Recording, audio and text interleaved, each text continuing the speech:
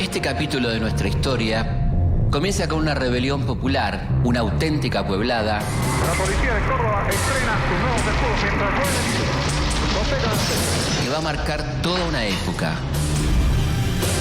Y termina con el día más trágico del siglo XX argentino. Comunica a la población que a partir de la fecha el país se encuentra bajo el control operacional de la junta militar.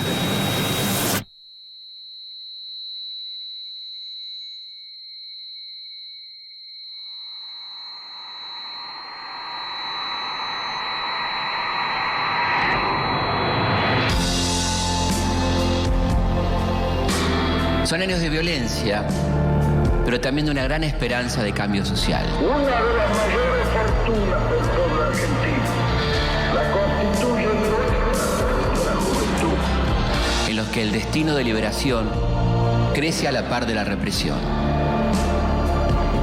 La ciudadanía recupera la confianza en las fuerzas del orden. La documentación secuestrada a los extremistas pone de manifiesto. Pero antes hagamos un pequeño repaso, recorramos la línea de tiempo. El 28 de junio de 1966, el país se despierta con un nuevo golpe de Estado. La grave crisis institucional culminó con la separación del doctor Arturo Illia del cargo de presidente de la Nación. La nueva dictadura, autodenominada Revolución Argentina, busca quedarse un largo tiempo en el poder. Fue alterado.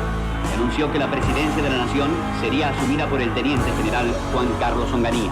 Está encabezada por Juan Carlos Onganía, un general de caballería, ferviente católico y enemigo declarado de las ideas de izquierda. El general Onganía arribó a la fiesta. El gobierno se propone velar por los valores espirituales y morales de la civilización occidental y cristiana. el orden será establecido y mantenido a cualquier precio.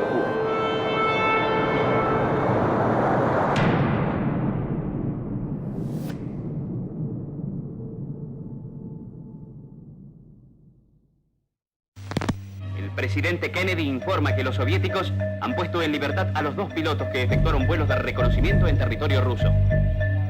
Recordemos que estamos en tiempos de Guerra Fría y la dictadura busca alinearse con los Estados Unidos en su guerra contra el comunismo. Porque esta gran humanidad ha dicho basta y ha echado a andar.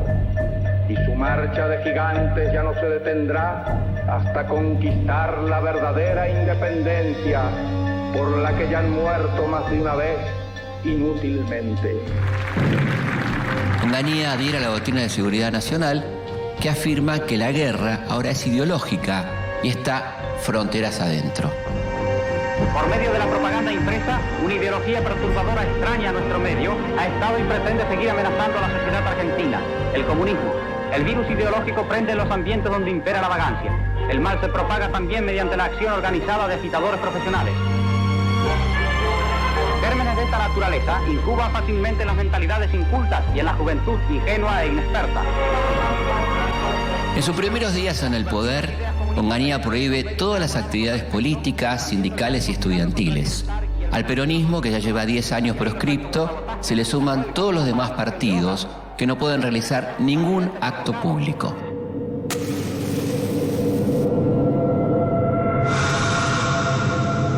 No vivimos momentos de duda ni de titubeo. Es estar con la paz, el orden, en el país, es estar contra él. Pero mientras Onganía pretende instalar en todo el país una rígida disciplina de cuartel, una gran parte de la sociedad argentina va totalmente en sentido contrario.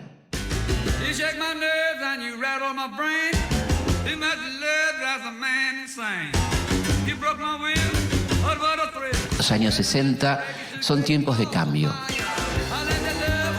Las jóvenes generaciones buscan diferenciarse de sus padres y eso se nota en la música, la ropa y hasta en el largo del pelo. En estos años, el rol social de la mujer atraviesa por grandes transformaciones. Por un lado, la aparición de la píldora anticonceptiva le da más poder de decisión sobre la maternidad. Por el otro, cada vez son más las mujeres que trabajan o que pudieron terminar una carrera universitaria, lo que les garantiza una mayor independencia económica. como nunca antes, la juventud habita un mundo propio que no se corresponde en lo más mínimo con el orden moral y los valores establecidos que pretende imponer Onganía.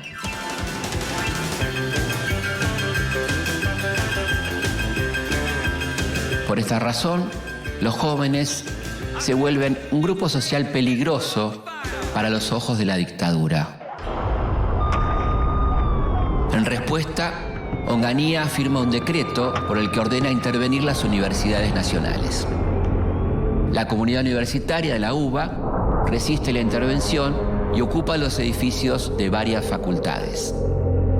La respuesta de Onganía llega la noche del 29 de julio de 1966. Córdoba entre Junín y Uriburu. Facultad de Economía.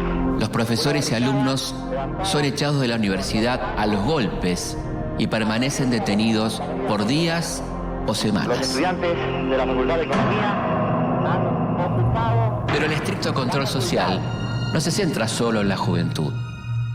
La censura, la proscripción y la represión policial se despliegan sobre cualquier grupo que se oponga a los planes de la dictadura, en especial en el aspecto económico. Onganía, mediante el plan de suministro de economía, Adalbert Krieger Bacena, busca achicar el gasto público racionalizando al Estado.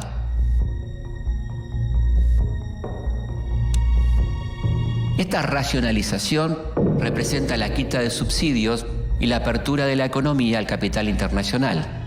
Con este fin, el gobierno despide a miles de empleados públicos, cierra varios ramales ferroviarios y se desmantela una gran cantidad de fábricas pertenecientes al Estado Nacional. Constituye un mundo de progreso al que nuestro país se asoma. La que más sufre estas medidas es la provincia de Tucumán, cuya industria azucarera es totalmente reestructurada con la excusa de una supuesta modernización. Es así que muchos ingenios azucareros cierran, dejando a gran parte de la población de la provincia hundida en la pobreza y la desocupación.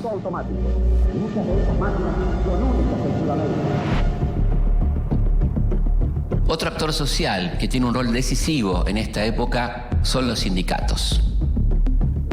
Para 1968, la CGT se divide en dos.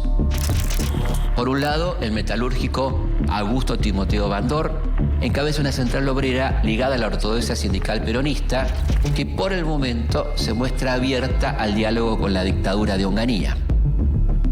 Por otro, se crea la CGT de los argentinos, combativa y permeable a las nuevas transformaciones sociales. Sería muy pobre dar una respuesta sobre el papel que debe tener el sindicalismo, sino que lo que tenemos que pensar es que se viven épocas de milicia, épocas de combate y épocas de emergencia. La CGT de los argentinos es liderada por el dirigente gráfico Raimundo Ongaro, que toma una posición de absoluta confrontación con la dictadura y busca dar una lucha constante. Pero no solo en las fábricas y en las aulas se habla de revolución. A partir del Concilio Vaticano II y la Conferencia Episcopal de Medellín de 1968, surge un movimiento en el interior de la Iglesia Católica que toma un gran protagonismo en América Latina. El movimiento de sacerdotes para el Tercer Mundo no solo profundiza las actividades sociales en muchas iglesias, sino que las transforma también en un lugar de reunión y de discusión política. Se impulsa lo que muchos llaman el socialismo cristiano o la teología de la liberación. Bueno, la principal finalidad es aglutinarse en el movimiento que expresa al pueblo argentino, al pueblo trabajador fundamentalmente, que es el movimiento peronista, ya que precisamente dentro del movimiento peronista la clase trabajadora es la columna vertebral. Fieras sedientas de sangre que están... Con profundo dolor he recibido la noticia de una irreparable pérdida para la causa de los pueblos que luchan por su liberación. Quienes hemos abrazado este ideal, nos sentimos hermanados con todos aquellos que en cualquier lugar del mundo y bajo cualquier bandera luchan contra la injusticia, la miseria y la explotación. que no se puede confiar en el imperialismo, pero ni tantito así, nada. Pero este profundo espíritu de cambio no es exclusivo de nuestro país, sino que es parte de un clima de época.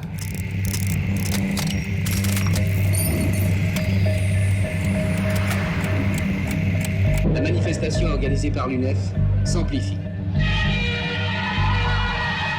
En mayo de 1968, en el barrio latino de París, una movilización estudiantil recibe el apoyo del movimiento obrero francés.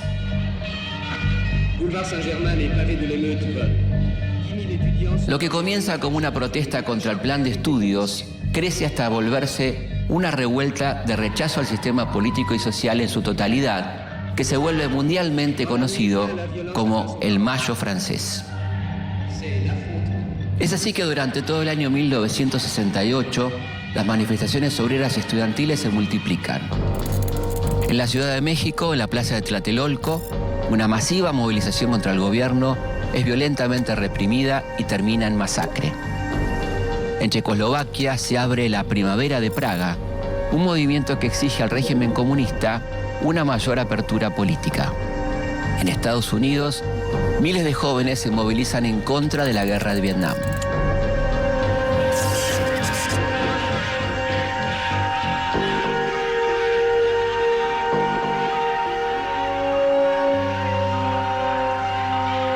En nuestro país, tanto estudiantes como trabajadores confrontan con la dictadura.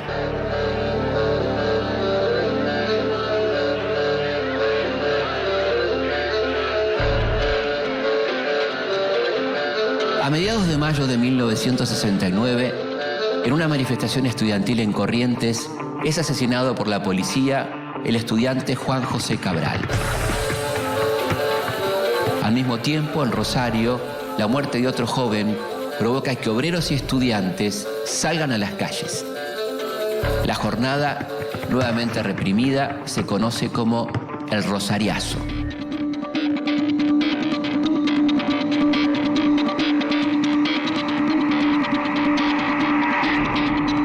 Pero en 1969, una provincia se va a volver el centro de atención. Córdoba es el segundo polo industrial del país, después de Buenos Aires, y también es la cuna de un movimiento sindical altamente combativo. La mecha del conflicto se enciende cuando el gobierno intenta privatizar la empresa provincial de energía eléctrica, la EPEC. Esto provoca la reacción del sindicato de Luz y Fuerza y de su principal dirigente, quien convoca un plan de lucha. Se ha anunciado la palabra de Agustín Tosco. Como aquí hay compañeros que cantan distintos eslogans, distintas consignas, pero yo estoy seguro que todos llevan en su pensamiento y en su corazón el mismo ideal de lucha por la liberación nacional y social argentina. Agustín José Tosco tiene 39 años. Comienza su carrera sindical a los 22 como delegado de la sección en la EPEC. Para 1969 es el principal referente de la CGT de los argentinos en su provincia. Creemos que el movimiento obrero de Córdoba, que la clase obrera de Córdoba quiere una CGT que responda a las bases obreras y defienda con unidad en la lucha y con unidad orgánica los derechos de los trabajadores de Córdoba. Eso queremos y eso quiere el movimiento obrero y eso vamos a defender nosotros. A fines de mayo de ese año, la CGT de Bandor y la de Raimundo Ongaro organizan en conjunto un paro nacional de 24 horas en contra de las políticas económicas de Onganía. En Córdoba, la apuesta se duplica. Paro de 48 horas con movilización. El 29 de mayo de 1969, obreros y estudiantes cordobeses salen a la calle. La ciudad es una olla a presión. Ni la huelga ni las manifestaciones se detienen. Desgraciadamente, las circunstancias de Córdoba apremian a todos. Está a punto de comenzar una de las más grandes movilizaciones de los últimos 50 años. una verdadera pueblada que va a inaugurar la década más intensa de nuestra historia reciente. Primera unidad militar que, cumpliendo órdenes, llega a la ciudad, ingresando por esta arteria principal para hacerse cargo de la situación.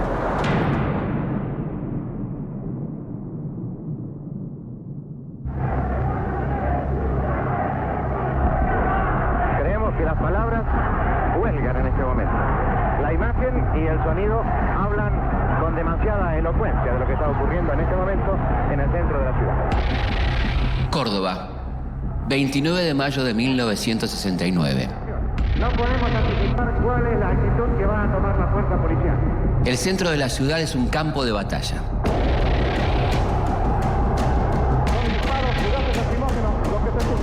Lo que era un paro con movilización en contra de la dictadura se convierte en una rebelión popular.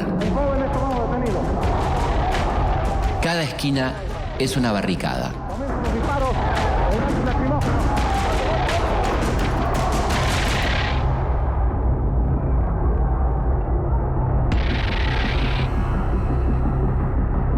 Todavía estamos en 1969, pero se puede decir que el Cordobazo es el comienzo de los años 70.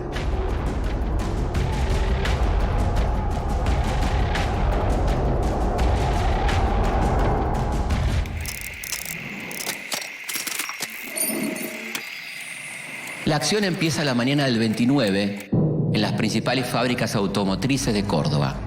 Desde allí, los obreros del sindicato de mecánicos, ESMATA, liderados por Elpidio Torres, comienzan la marcha hacia el centro de la ciudad, donde los esperan los estudiantes que se congregan en el barrio Clínicas y las columnas del sindicato de Luz y Fuerza, conducidos por Agustín Tosco.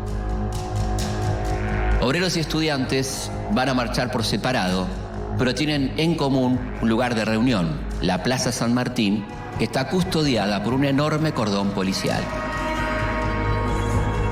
Al acercarse los primeros manifestantes, comienza la represión.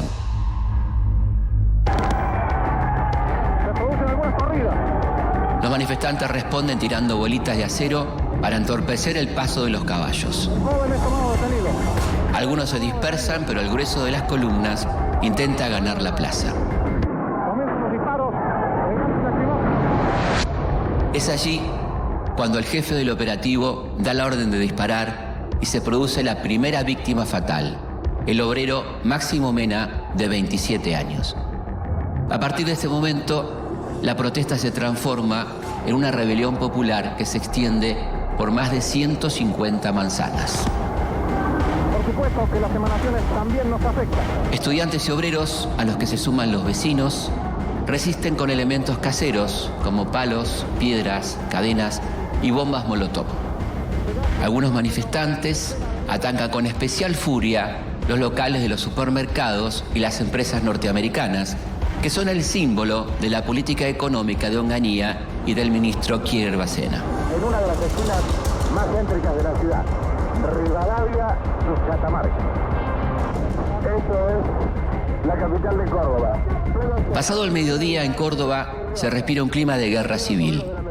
Las fuerzas provinciales están sobrepasadas y el gobierno nacional da la orden al tercer cuerpo de ejército de avanzar sobre la ciudad. En las últimas horas de la tarde, el ejército vuelve a tomar el control de Córdoba. Lo hace con tanques, jeep, ametralladoras y armas de guerra. Como si se tratara de un país enemigo. Mantener el orden en el radio de la capital. A la mañana del día siguiente, solo resiste el barrio Clínicas, bastión de la militancia estudiantil. Hora más tarde, la rebelión es sofocada. Cuando en paz y en optimismo la República marchaba hacia sus mejores realizaciones, la subversión, en la emboscada, preparaba su golpe. Los trágicos hechos de Córdoba responden al accionar de una fuerza extremista organizada para producir una insurrección urbana. La consigna era paralizar a un pueblo pujante que busca su destino. El Cordobazo deja un saldo de 1.000 detenidos y 12 muertos, aunque las cifras no oficiales hablan de más de 60.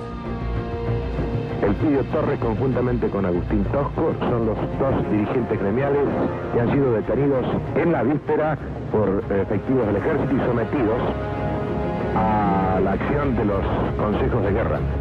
Al otro día, Agustín Tosco es condenado sumariamente a 8 años de prisión. El Cordobazo marca el comienzo de una época. La sociedad argentina pierde el miedo a la dictadura y recupera la calle. El gran perdedor de la jornada es Onganía, que comienza su cuenta regresiva en el poder.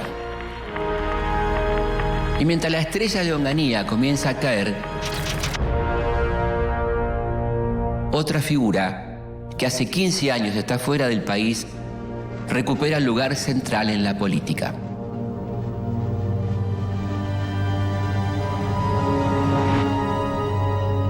El Cordobazo también profundiza la tensión entre el sindicalismo combativo y el sindicalismo dialoguista de Augusto Bandor.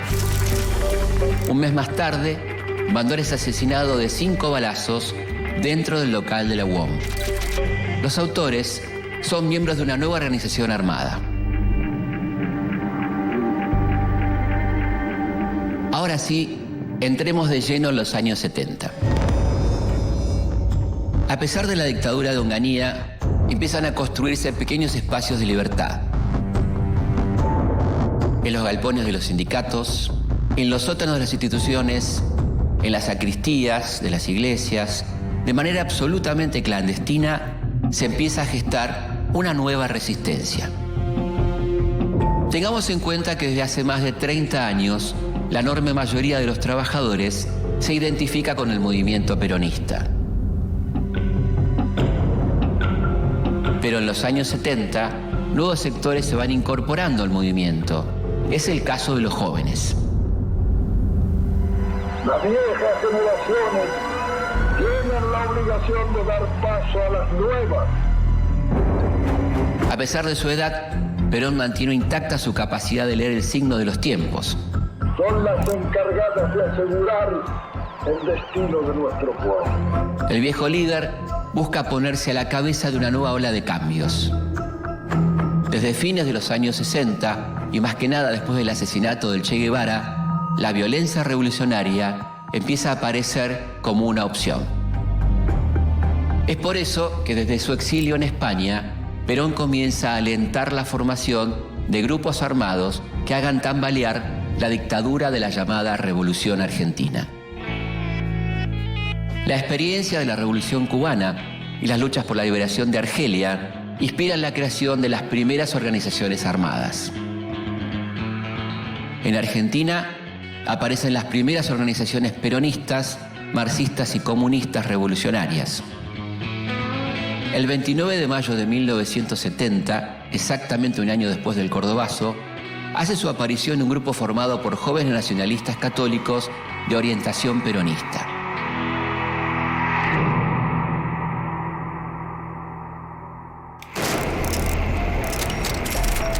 No existe ningún contacto con algún organismo oficial del gobierno ni tampoco con la familia del expresidente provisional de la República. Su primera acción es el secuestro del expresidente de facto Pedro Eugenio Aramburu, líder de la Revolución Libertadora y responsable por el secuestro del cadáver de Eva Perón y los fusilamientos de 1956. Con esta acción hace su debut la organización Montoneros, que tendrá un gran protagonismo en los años siguientes. Esa violencia, hermanos, los pueblos, no es violencia, es justicia. Unos meses más tarde, el Partido Revolucionario de los Trabajadores decide conformar su brazo armado, el Ejército Revolucionario del Pueblo. El ERP considera que el peronismo es un movimiento burgués al que hay que superar a través de la revolución socialista. Mientras tanto, el asesinato de Aramburu provoca la caída de Onganía y su reemplazo por el general de inteligencia Roberto Marcelo Levingston. Conciudadanos, hace pocos días, encontrándome fuera del país, la Junta de Comandantes en Jefe me ofreció el cargo de presidente de la Nación. Perón envía a su delegado personal a entrevistarse con Ricardo Balbín, su eterno adversario y líder de la Unión Cívica Radical. Perón y Balbín firman un acuerdo llamado La Hora del Pueblo, que habla de redistribución del ingreso y del proteccionismo económico, y pide una salida electoral que incluya a todos los partidos, por supuesto, al peronismo. En 1971, en Córdoba, se produce un nuevo levantamiento, el Viborazo, que provoca la caída de Livingston. La verdadera nube de gases lacrimógenos. En su lugar, asume la presidencia Alejandro Agustín Lanusse, verdadero hombre fuerte del ejército.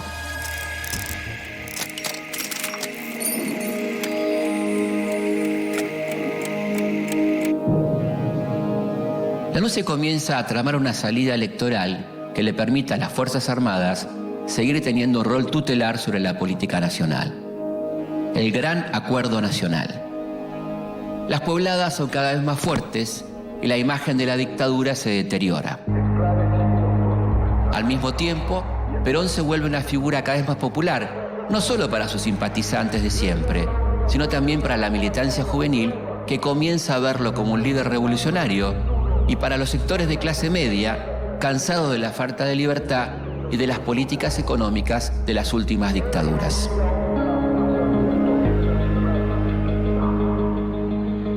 En julio de 1972, totalmente desgastado, Lanusse anuncia las llamadas elecciones, pero impone una cláusula que impide presentarse como candidato a personas que hace mucho tiempo que no están en el país. El destinatario de esa maniobra no es otro que Perón. Yo creo que el discurso del señor Lanusse no ha sido positivo, porque pretenden darle una fecha al retorno del general Juan Perón. Y eso es un condicionamiento del movimiento nacional justicialista, y creo que la ciudadanía no lo va a aceptar. El 15 de agosto de 1972 llegan noticias desde Chubut. Un grupo de militantes de organizaciones guerrilleras logra fugarse del penal de Rawson. En el aeropuerto, un grupo de fugados aborda un avión y lo desvía a Chile. Otro grupo no puede alcanzar la nave y se rinde en el lugar. Tenemos sobradas experiencias de compañeros nuestros e incluso nuestras mismas, que cuando han caído presos han sido torturados, picaneados, brutalmente golpeados por la policía, por las fuerzas represivas. Los mantenemos aquí, incluso por seguridad de ellos, está la represión afuera, mientras avanzamos con la represión para entregarnos, entregar las armas y garantizar nuestra seguridad. Una semana más tarde, 16 de los 19 fugados que no lograron escapar son asesinados en la base naval Almirante Sar de la ciudad de Trelew.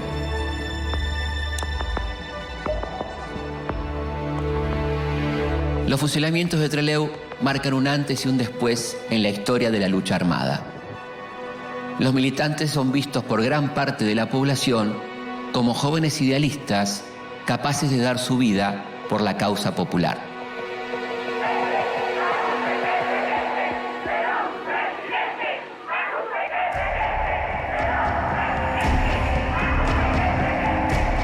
En este clima, Perón prepara su vuelta al país.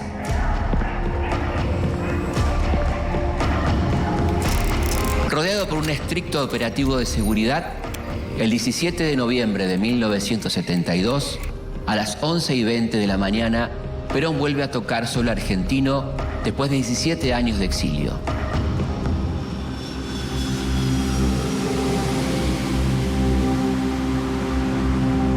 Desde su casa de Gaspar Campos, Perón avanza en la formación de su frente electoral, que se terminará llamando Frejuli, Frente Justicialista de Liberación. Imposibilitado de presentarse por la cláusula prescriptiva de Lanusse, Perón ubica como candidato a presidente a su delegado personal, Héctor José Cámpora.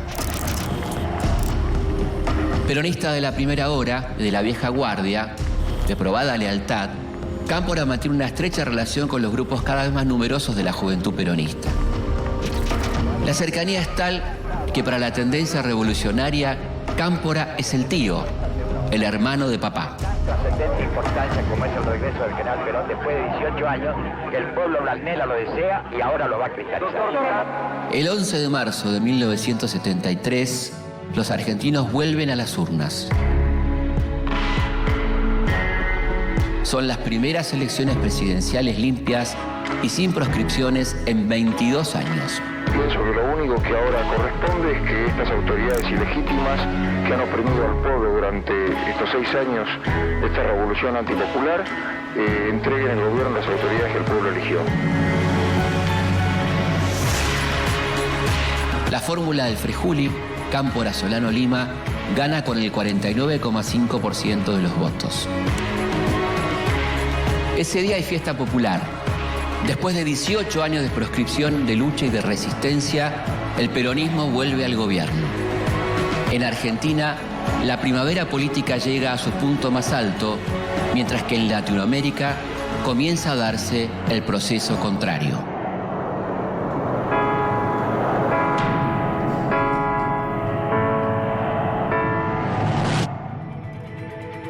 En 1970, el triunfo del socialista Salvador Allende en Chile abre un nuevo escenario en América Latina. Las urnas también pueden ser el camino al socialismo.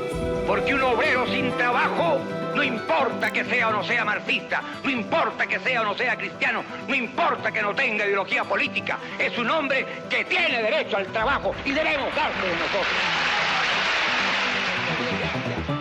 En medio de la Guerra Fría, a Estados Unidos no le conviene que América Latina, su patio trasero, insista en buscar su propio camino político.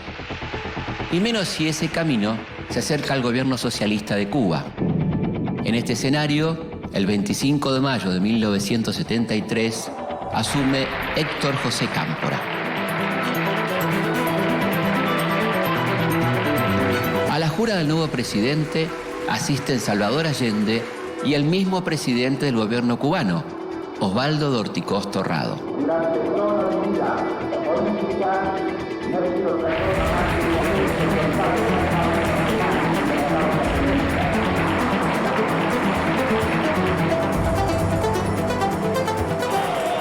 Mientras tanto, en las calles, el retorno a la democracia se vive como una fiesta, a la que concurren tanto los peronistas de la vieja guardia como los sectores de la JP. Tanto le debe nuestra patria y nuestro destino como nación, que todo cuanto pudiéramos ofrecerle para compensarlo por los agravios que le fueron injustamente impedidos, sería poco. Sin embargo, esa misma noche, el gobierno de Cámpora envió un proyecto de ley para amnistiar a los presos políticos encarcelados por la dictadura. Pero antes de que el Congreso la convierta en ley, manifestantes se reúnen frente a la cárcel de Devoto y fuerzan la salida de los presos.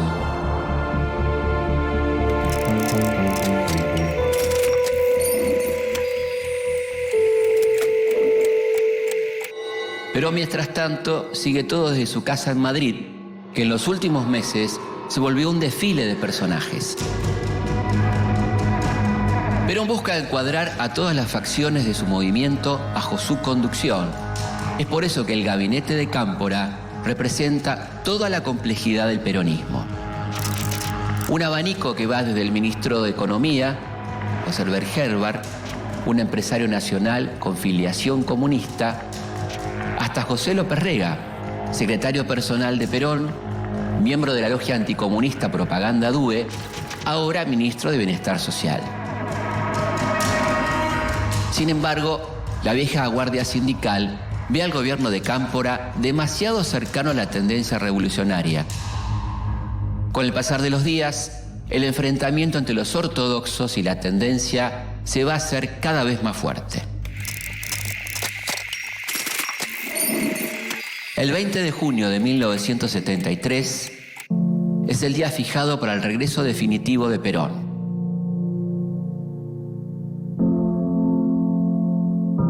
¿Qué tiempo durará su estancia aquí en la Argentina?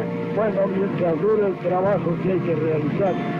¿Será mucho, será poco? Es mucho el trabajo que hay que realizar en la Argentina. Es mucho el trabajo que hay que realizar, pero si los argentinos me ayudan, será mucho más fácil y más corta la tarea. Para el retorno definitivo de Juan Domingo Perón.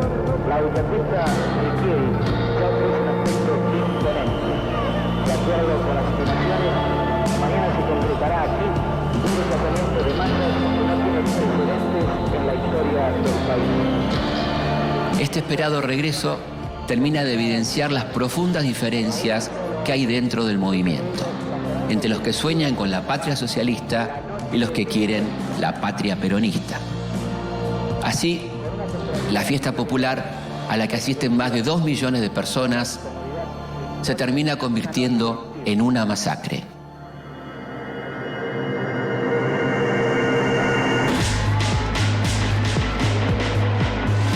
Desde el escenario, las fuerzas de la derecha peronista repelen el avance de las columnas de la JP y Montoneros.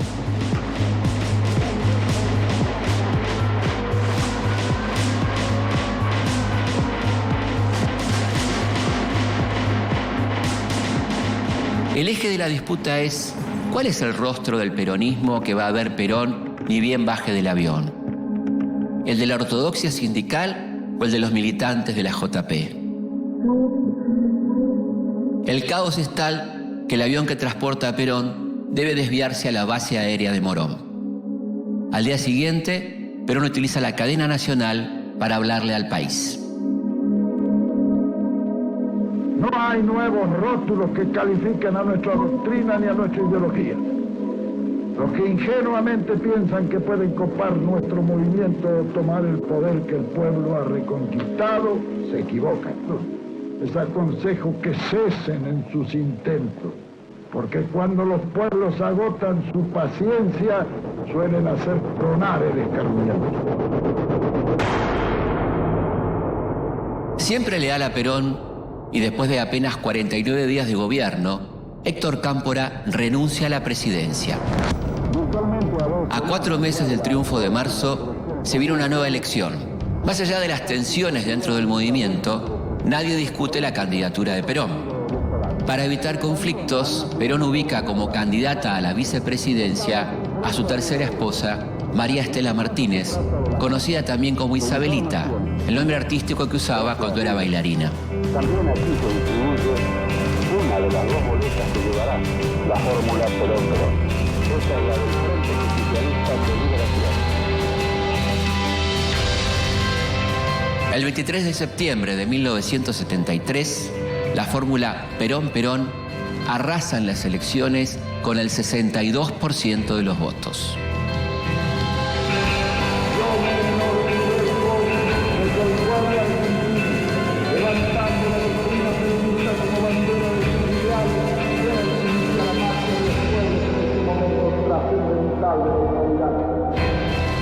Después de años de proscripción y exilio, de ser temido y esperado con pasión, Juan Domingo Perón llega por tercera vez a la presidencia de la Argentina.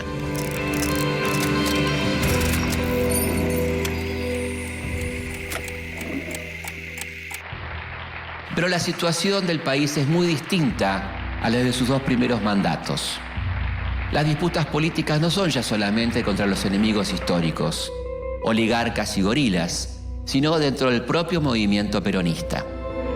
Frente a esta coyuntura histórica, el movimiento obrero argentino no está dispuesto a ser simple testigo de los acontecimientos, sino que se va a introducir de cabeza dentro de ese proceso.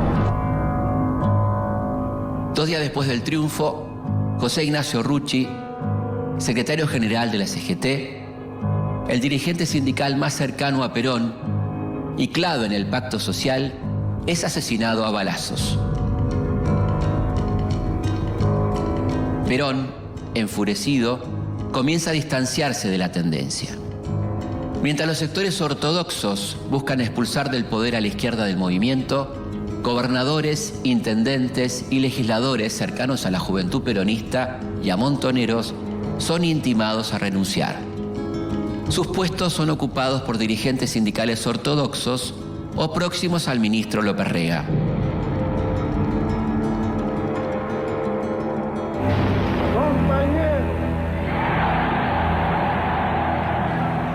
El 1 de mayo de 1974, y después de 19 años sin poder hacerlo, Perón vuelve a festejar el Día del Trabajador junto a su pueblo. Pero la celebración resulta mucho más tensa de lo que se espera.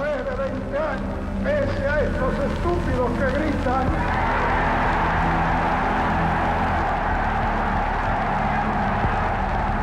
las organizaciones sindicales se han mantenido inconmovibles y hoy resulta que algunos imberbes pretenden tener más mérito que durante 20 años. En medio del discurso, y mientras las columnas de la JP y Montoneros insultan a López Rega y reclaman por la liberación nacional, se genera un diálogo inédito entre Perón y la juventud del movimiento.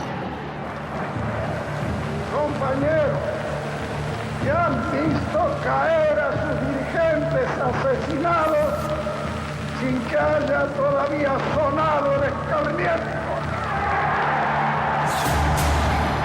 Al escuchar las palabras de Perón, las columnas de la JP y Montoneros abandonan la plaza.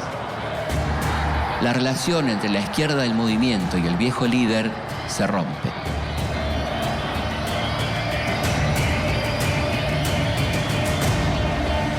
Unos días después, el 12 de junio, Perón vuelve a convocar a su pueblo a la plaza.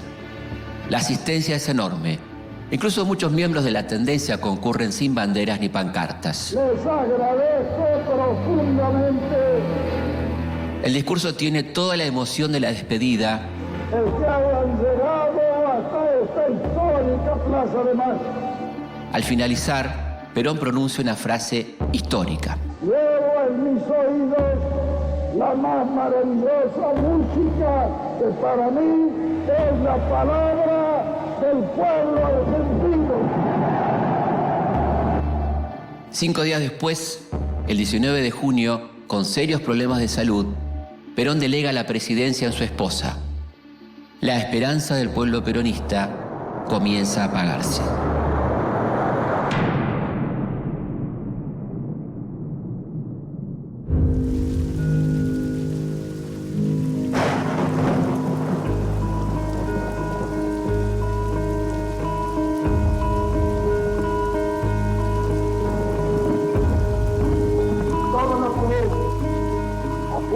De la sociedad ha de llegar al pueblo. Es el destinatario final de todos los bienes que Dios ha puesto en manos del pueblo. La justicia y la libertad no se regalan, se conquistan, se defienden y muchas veces hay que morir por ello. Quienes quieran oír, oigan. Quienes quieran seguir, sigan. El 1 de julio de 1974, a los 78 años, muere Juan Domingo Perón. La sensación de dolor y desamparo atraviesa a todo el pueblo argentino. Ese día, las diferencias políticas pasan a un segundo plano. Miles de argentinos hacen larguísimas filas en los alrededores del Congreso para despedir al viejo líder.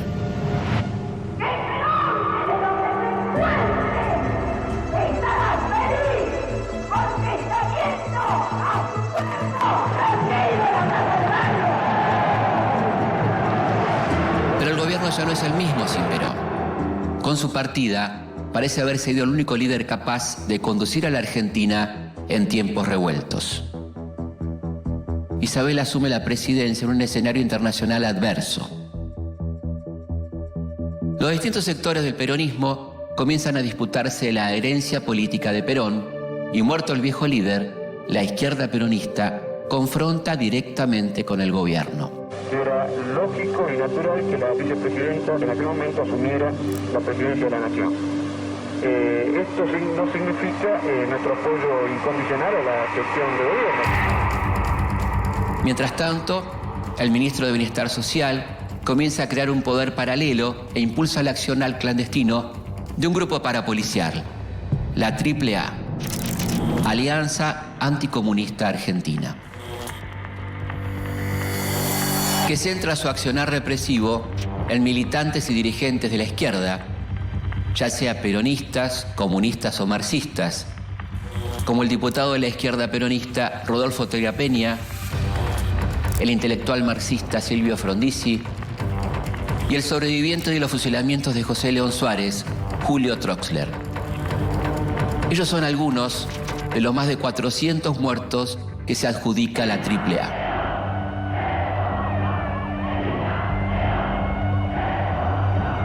Para septiembre de 1974, Montoneros anuncia su pase a la clandestinidad y realiza una serie de acciones de alto impacto.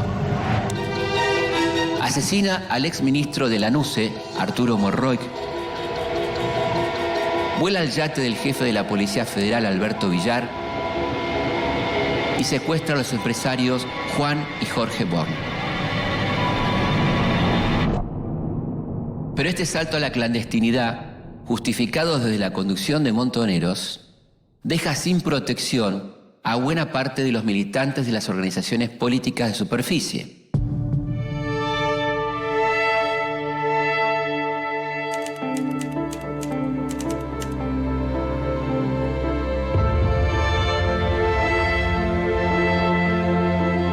Es así que los militantes de las agrupaciones de base, como la Unión de Estudiantes Secundarios, el Movimiento Villero Peronista, la Juventud Universitaria Peronista, quedan librados a su propia suerte.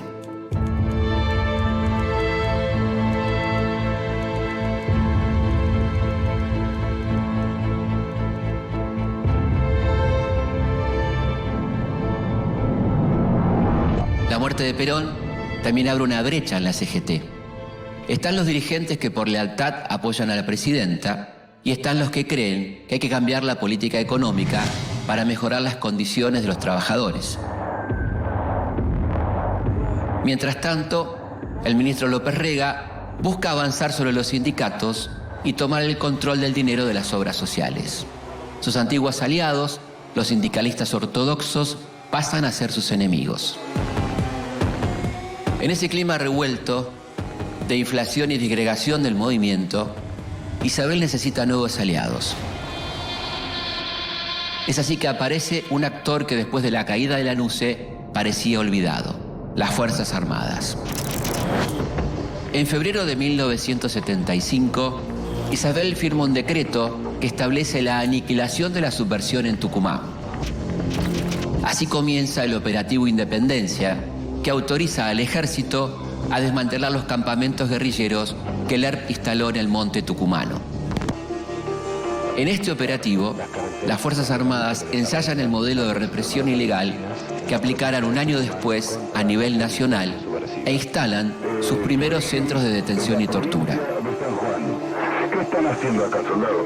Estamos acá operando contra el enemigo. ¿Quién es el enemigo, soldado? El enemigo subversivo que nos quiere quitar la Argentina. Mientras tanto, la situación económica sigue desbarrancándose. El Ministerio de Economía es ocupado por un compañero de logia de López Rega. Un ministro cuyo apellido será asociado para siempre con uno de los mayores desastres económicos de nuestra historia. Buscando un sinceramiento de la economía, Celestino Rodrigo aumenta un 75% las tarifas de los servicios públicos, sube la nafta un 175% y devalúa la moneda un 100%. Así comienza el Rodrigazo. De un día para otro, los ahorros de años pierden su valor y la inflación es tal que se devora cualquier aumento salarial conseguido por los sindicatos. El 7 de julio de 1975, la CGT convoca un paro general de 48 horas. Es el primero que le hacen a un presidente peronista. Rodrigo es expulsado por las movilizaciones obreras y con él abandona el gobierno José López Rega, que se fuma para siempre de nuestra vida política en una misteriosa gira diplomática. La soledad de María Estela Martínez es cada vez más profunda y su posición cada vez más débil. Pero que me voy a descansar simplemente. En medio de rumores de golpe de Estado, el 13 de septiembre de 1975, la presidenta pide una licencia. Que el gobierno queda en manos buenas. Ocupa su cargo Ítalo-Argentino Luder, el presidente del Senado. Mientras tanto, el 5 de octubre, y como parte de su creciente militarización, Montoneros inicia un ataque al Regimiento 29 de Infantería de Monte en Formosa. La acción es militar y políticamente desastrosa. Montoneros pierde 10 hombres. De los 16 militares muertos en combate, 10 son conscriptos que están haciendo el servicio militar. La acción genera una fuerte condena social y sirve de excusa a Luder para extender por decreto el operativo Independencia a todo el territorio nacional. Con este decreto se vuelve a abrir la puerta a la intervención del ejército en asuntos de seguridad interior. Días más tarde, Isabel retorna a la presidencia y anuncia el adelanto de las elecciones para el 17 de octubre de 1976. A esta altura, nadie cree que pueda sustentarse en el poder hasta esa fecha. En las últimas horas del 23 de marzo de 1976, la situación ya está definida. En plena noche, la presidenta María Estela Martínez de Perón aborda un helicóptero en el techo de la Casa Rosada con destino a la Quinta de Olivos. Pero con la excusa de un desperfecto técnico, el viaje de la presidenta culmina en Aeroparque. Descendida de la nave, Isabel camina por la pista los últimos metros de su gobierno constitucional.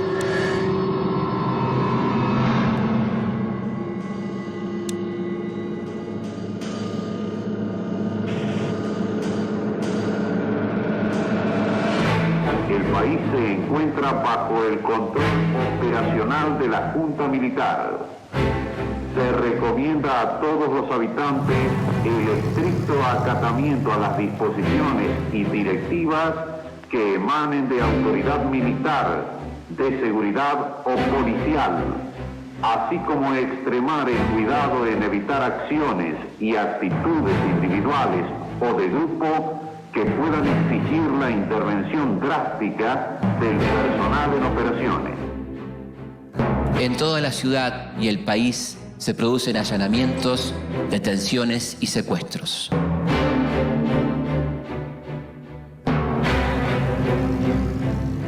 Otra vez, el pueblo argentino vuelve a ser puesto en la mira de los represores, que esta vez van a llegar a niveles de crueldad impensados.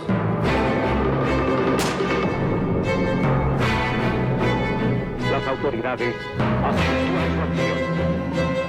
Es una afrenta contra las fuerzas legales. La ciudadanía recupera la confianza en las fuerzas del orden. Comienza la noche más negra de nuestra historia. Comienzan los años del proceso de reorganización nacional.